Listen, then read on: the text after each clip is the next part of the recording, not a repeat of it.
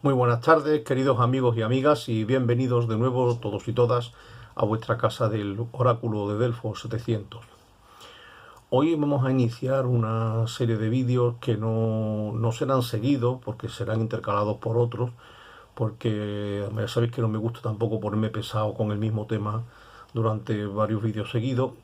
pero la idea de fondo va a llevar como título el Educación filosófica, un reto ético en la sociedad actual. Es decir, que una de las cosas que yo creo que la sociedad puede demandar de la filosofía es que pues, pueda plantear algún tipo de... La palabra educación no me gusta demasiado porque cuando estamos hablando ya para gente adulta, no solo para alumnos, pues uno no es nadie para educar a los demás, evidentemente. Entonces eso se acaba, digamos, en clase, ¿no? En las cuatro paredes de clase, y aún así no todo el mundo lo tiene claro, porque muchas personas, incluso colegas míos entre ellos, opinan que la educación o la enseñanza solo lleva educación el nombre, pero no debería tener esa tarea, que la educación es una cuestión exclusivamente de casa, exclusivamente familiar, pero que ahí el Estado o las instituciones educativas no deben educar. Valga la paradoja, ¿no? Este, por supuesto, es un debate para ser tratado con detenimiento y así lo haremos en otros vídeos posteriores, pero hoy no es el momento porque hoy vamos a hablar pues simplemente de la propuesta de determinados valores que consideramos que la filosofía moral, una de las ramas más importantes de la filosofía, tiene quizá la obligación de hacer en la sociedad actual. Ahora mismo en concreto en clase estamos viendo las funciones y la actualidad de la filosofía. Precisamente estos días reflexionábamos sobre, en estos tiempos de inteligencia artificial, en estos tiempos en los que parece que empezamos a caminar hacia una especie de imperialismo de las nuevas tecnologías, si hoy la reflexión filosófica tiene algo que hacer o decir en el mundo en el que estamos y en el que vivimos. De momento, y mientras no nos echen de la sociedad, los que somos al menos aspirantes a filósofos, porque filósofo es una palabra mayor, pero los que somos aspirantes a filósofos, o al menos hemos estudiado esta especialidad y nos dedicamos profesionalmente a esto, creemos que mientras no nos echen, pues ahí tenemos a lo mejor con nuestra reflexión, con nuestro pensamiento, con nuestras propuestas, quizás podamos tener algo que ofrecer o algo que compartir con los demás, al menos mientras los demás tengan la bondad, ¿no? Y tengan a bien escucharnos y estar dispuestos a acoger y a abrazar estas propuestas y, por supuesto, a debatirlas, ¿no? Si llega el caso. Pero decíamos, ahora mismo quizá uno de los problemas más candentes para el hombre y la mujer de hoy sea la cuestión ética. La cuestión ética, quizás no tratada desde el punto de vista estrictamente filosófico, lo cual llevaría quizás a una de las principales funciones de la filosofía moral, que es la fundamentación racional del bien, de los conceptos de bien y de mal, ¿no? Pues el gran reto de Nietzsche, que siempre estará ahí de fondo, ¿no? ¿Quién dice lo que es el bien y por qué hay que creer en tu visión del bien como bien objetivo y la mía como error, ¿no? Ese es el gran dilema, o diríamos el gran reto o el gran desafío a nivel estrictamente filosófico, pero a nivel diríamos, de esta propuesta social, de esta aportación que la filosofía puede hacer al hombre y la mujer de hoy, vamos a hablar de la cuestión ética no como una cuestión filosófica, sino como una cuestión estrictamente moral. Es decir, una cuestión que aqueja a la sociedad actual y que, pues diríamos, su falta de incardinación en la vida social, pues puede llevar a las lacras, a las heridas y a los sufrimientos de los hombres y mujeres de hoy, ¿no? Entendemos el tema de la propuesta ética como una propuesta de hacer un mundo más humano, un mundo más moral, un mundo más, diríamos, más orientado por valores humanos y por derechos humanos que por otros criterios. En este contexto, la reflexión filosófica pues, puede aportar al menos una voz más. No pretendemos ser la más elevada, ni mucho menos la que se autodomina a sí mismo dogmáticamente como la poseedora de la verdad, ni siquiera tampoco la más importante, pero sí al menos ser una voz más. Una más que pueda entrar en el debate, en la reflexión y en la comunicación, ¿no? Que pueda participar en aquello que decían los frankfurtianos, la supuesta situación ideal de habla o de comunicación. En este sentido vamos a ofrecer algún tipo de reflexiones que tengan que ver con lo que consideramos pueden ser los problemas quizás más importantes a nivel social en el mundo en el que vivimos, y hoy lo vamos a centrar en una herida que yo creo que pues a lo mejor muchos ingenuamente pensamos que ya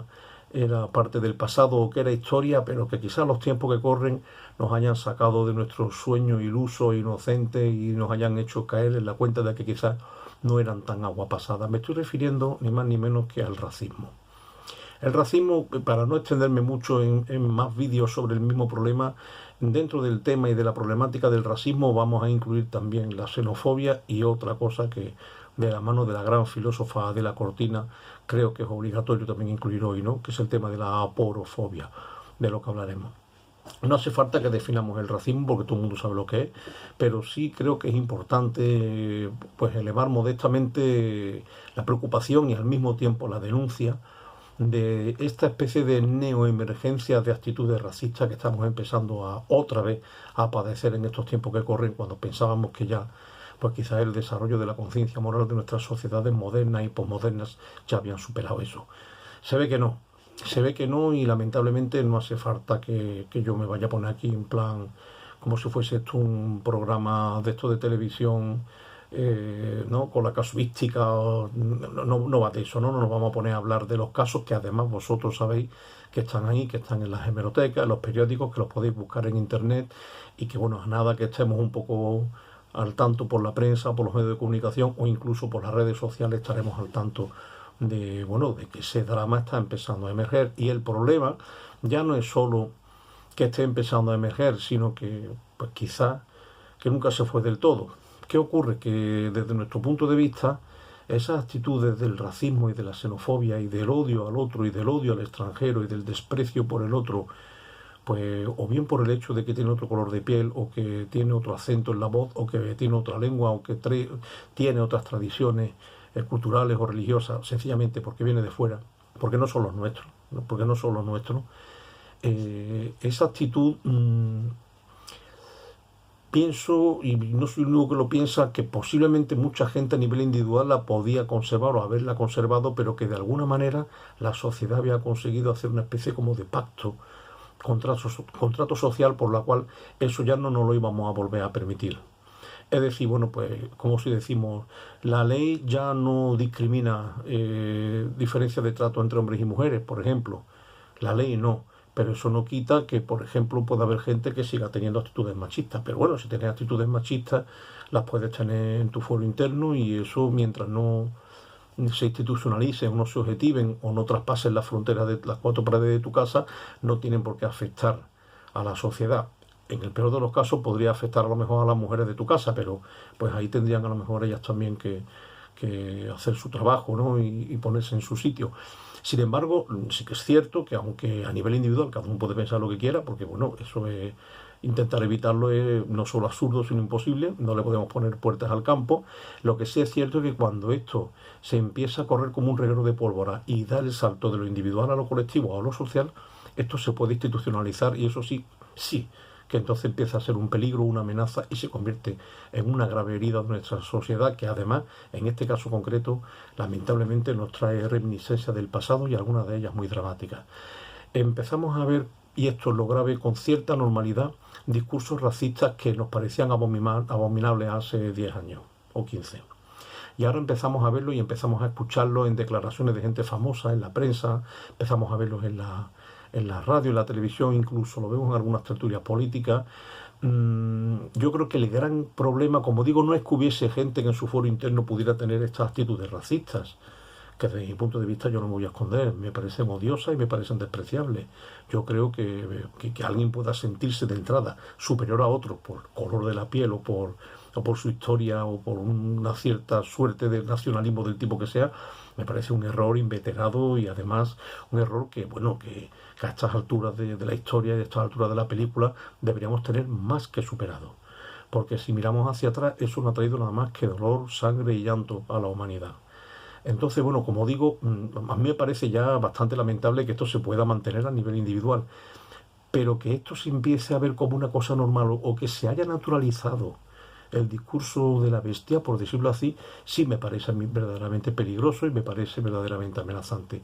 Creo que ahí los filósofos tenemos que, o los aspirantes a filósofos, tenemos que un poco proponer una palabra y tenemos que lanzar ahí un grito también a la calle, en nuestras aulas, en nuestros escritos, en nuestras redes, en los espacios que modestamente podamos trabajar, en nuestro ambiente, en nuestros 4 metros cuadrados, pues para intentar propagar quizás otra cultura, una cultura de paz, una cultura de solidaridad, de hermandad entre los seres humanos, de respeto, de tolerancia, de fraternidad y una cultura científica, porque nosotros sabemos que científicamente no hay razas superiores unas a otras. Entonces, nuestra propuesta moral va por ahí, no va por la línea de... Y esto es una cuestión, no me voy a liar, quiero decir, no va por la línea de ganar batallas dialécticas o de ganar combates o debates filosóficos. Esto es otra cuestión, que es una cuestión que tiene que ser también desarrollada con más profundidad, que es la cuestión pedagógica. Quizás también tengamos pendiente una pedagogía de la moral. Es un decir, a ver, yo puedo estar muy convencido de una serie de valores que yo creo que son incuestionables, que son inviolables y que son una línea roja intraspasable. Pero el problema es que si yo quiero colaborar modestamente o humildemente con mi trabajo profesional y como docente o como aspirante a filósofo, si quiero contribuir a que esos valores se extiendan, tengo, y creo que no soy el único, que descubrir una pedagogía ética que pueda ser mínimamente convincente. Porque si no, podemos acabar reduciendo esto pues, a una cosa que ya existió en la época de Sócrates y Platón y de los sofistas, ¿no? Batallas campales y camperas y callejeras a ver quién lleva la razón,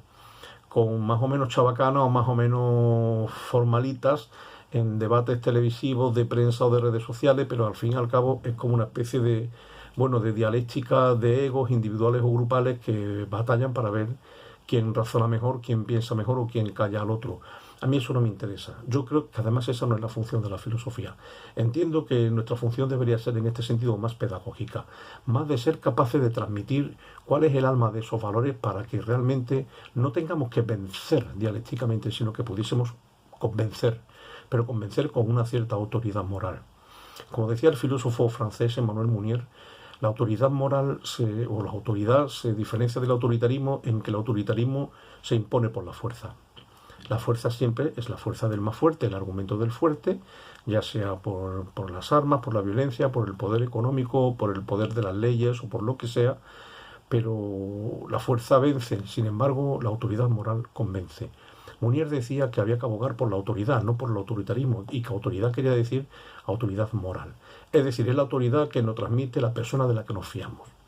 Cuando nosotros creemos en personas o grupos o comunidades porque su vida, su planteamiento, la linealidad de su pensamiento y de su acción nos parecen mínimamente coherentes o mínimamente dignas, en ese sentido nos podemos fiar de ellos. Y entonces cuando decimos que ellos son una autoridad moral para nosotros, todas las personas, yo creo, que todas las personas tenemos alguna gente o algunos referentes que han sido, son y serán autoridades morales para nosotros porque siempre han sido, diríamos, testimoniales, han sido docentes, pero docentes en cuerpo y alma, y las 24 horas del día, no en hora de clase. En ese sentido, creo que la filosofía debe plantearse tener,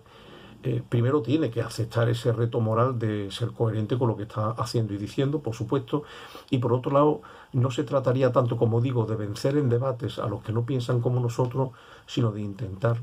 convencer moralmente porque seamos capaces de transmitir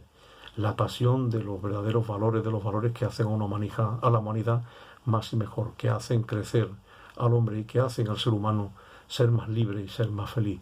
En este sentido, bueno, pues intentar hacer razonar a las personas que se dejen llevar por ciertos discursos populistas,